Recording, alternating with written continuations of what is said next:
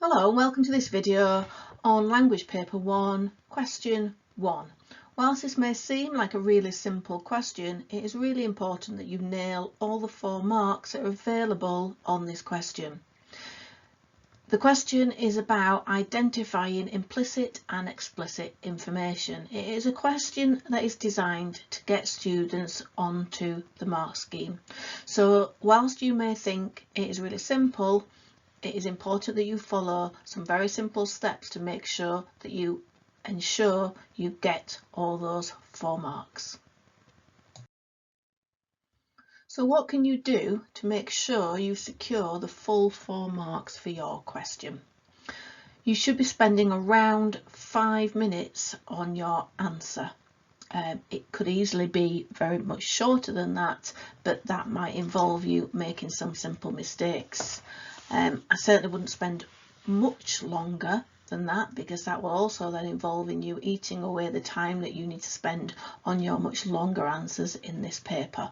So timing is important throughout your paper.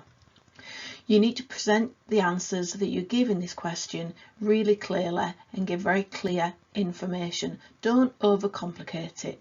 If you're going for the higher grades, you may think you need to give a more complicated answer, but you don't. The assessment objective is really quite simple: identifying and interpreting explicit and implicit information and ideas. You are simply picking out information from a short piece of text and presenting it in a list. That is all.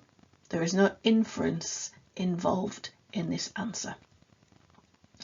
You should ideally be answering in full sentences and making sure that your answer is focused on the focus of the question. And I will show you later on how to make sure that you do this. Also, you can include in your answer a direct quote, or you can paraphrase the quote into your own words. The way that I teach this to my students is to paraphrase the information into their own words, into their own sentence. But I will also show you in this video how to give an answer with a direct quotation. Okay, the first thing that you get in your exam paper is a paragraph above your extract with a little bit of information about what the fictional extract is about. And my recommendation to you is always to read this before you read your extract, because it sometimes happens that you get extracts that are a little bit strange, a little bit unusual, that are not your normal run-of-the-mill fictional stories. So if we read this, it tells us that it's a late 1930s. Okay, so between 2 World Wars, post-Roaring 20s. The narrator of this novel is a nameless woman, which may seem a little bit unusual. She's become in a romantic relationship with a dangerous man called Max de Winter. Mr. de Winter lives in a huge house called Mandalay. Strange name for a house. The extract comes from the beginning of the novel, but describes a dream the narrator is having after the novel's events have happened. So immediately I'm thinking, well, that is a little bit unusual. So everything has happened and the narrator is dreaming about them afterwards. Okay. So I would always make sure that you read this, because if you start reading your extract and it becomes confusing and it's not quite normal, if you had read this beforehand, it would help you make sense of what it is that you're reading. The next thing I would do is always make sure that you read the question before you read the first part of the extract. Now, question number 1 presumes that you read the extract first of all. There is actually nothing in this question that requires you to have read the whole extract before you answer question number 1.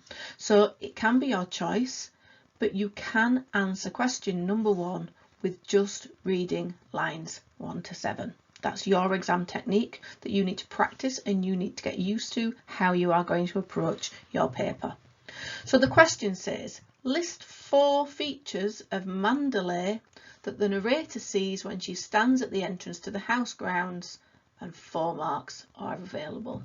So if I hadn't have read the opening paragraph, I might be a little bit confused about what Mandalay was when I read the extract, but I am already aware before I even read the extract that Mandalay is a huge house. Okay, so let's go on and let's read the extract and see if we can spot these 4 features.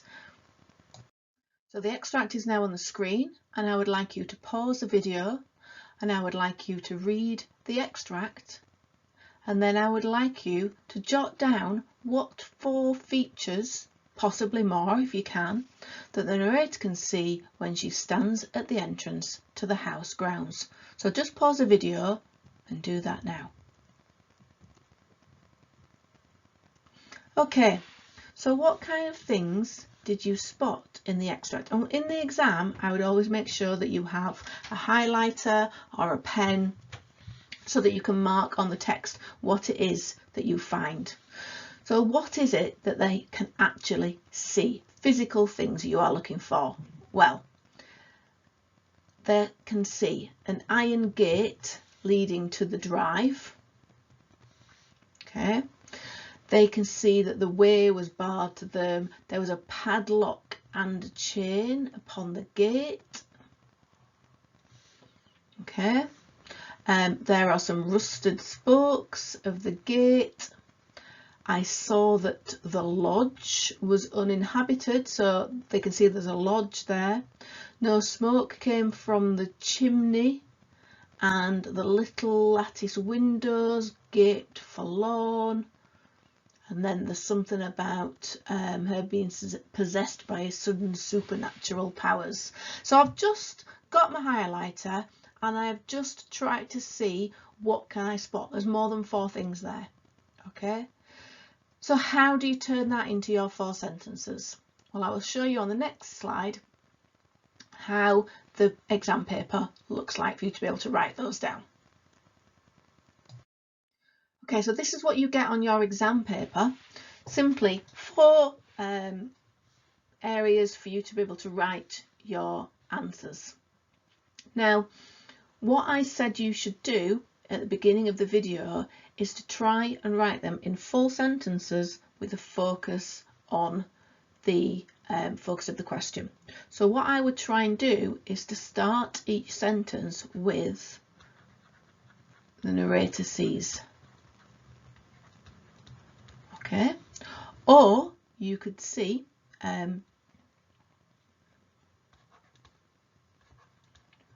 part of Mandalay the narrator sees is, but of course that is quite wordy compared to the top one. Okay, so what I'd like you to do now is to pause the video, and I would like you to see if you can write down 4 statements, and you can go back and put the extract up on the video if you need to. 4 statements in 4 sentences saying what it is that the narrator sees the grounds of Mandalay when they stood looking up. Right, so let's see how that you did. I've got some example answers on here, and I'm going to demonstrate ones that are right and ones that you may not achieve a mark for. So first of all, the narrator sees an iron gate. That would achieve a mark because it is correct. Clearly states in the text that there is an iron gate. The narrator sees a lodge keeper. That would not achieve a mark because it says there was no keeper at the lodge. The narrator sees smoke coming out of a chimney. It says there is a chimney with no smoke. So for example, those might have been written where the student has scanned the text and has not read it carefully enough. So it's really important to read that extract carefully and not just look at the words and jump to an answer and write down what you think it says. Very important to read the extract carefully in the first place. And the final question, the narrator sees little lattice windows, is correct. And there you can see that I have used a quotation in my answer.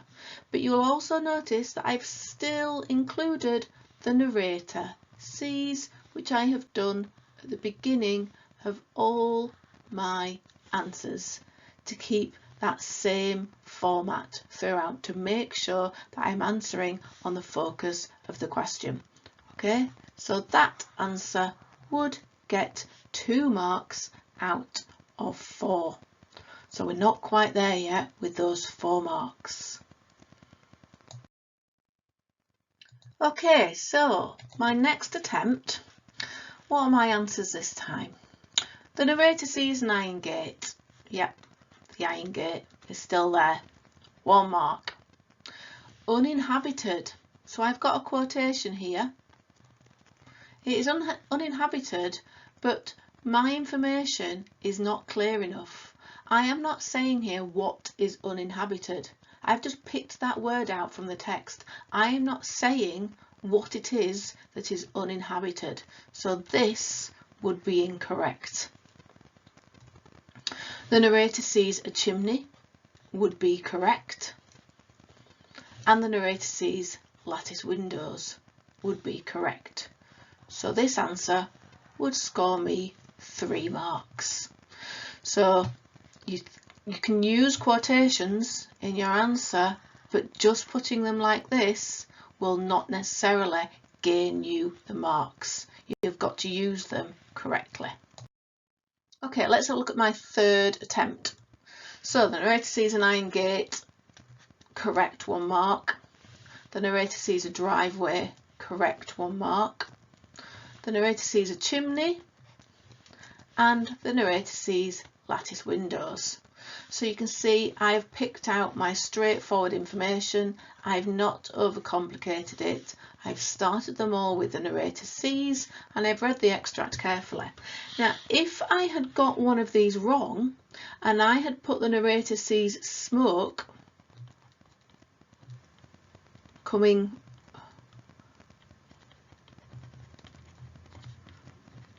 out of a chimney, that would have been marked wrong.